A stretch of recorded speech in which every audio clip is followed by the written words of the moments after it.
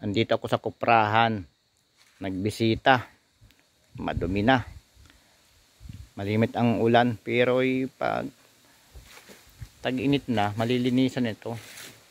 Yan yung kuprahan. Pakikita ko naman po sa inyo ng ulingan. Dito naman nagtatapon ng bunot, panggatong, pag nagkukupra. Yan. Yan ay kung tawagin barko o di vapor. Ito naman yung panggamit ko naman yan, pantabas. Yang isa pantabas, ito naman ay pamputol sa mga kahoy. Maliliit lang naman yung kahoy, pamputol.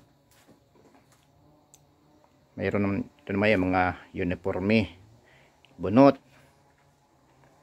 maliit na kuprahan, yung mga nakukuha kong mga ladong nyog, mahihina, kinukupra ko dyan, bunot.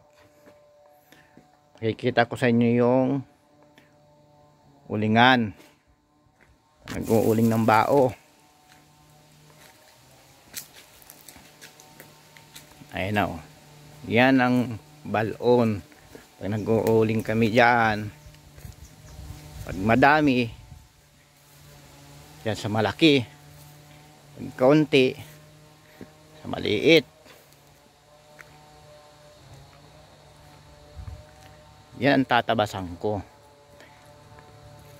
Solo na ako dito magtatabas.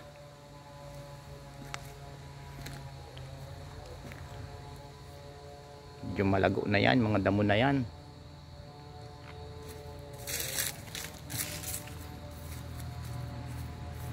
Yan.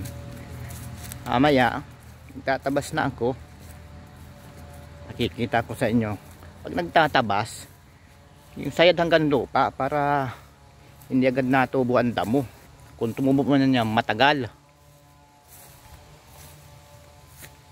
puputulin ko yan, mga kahoy-kahoy na maliliit lang naman yung kahoy dito.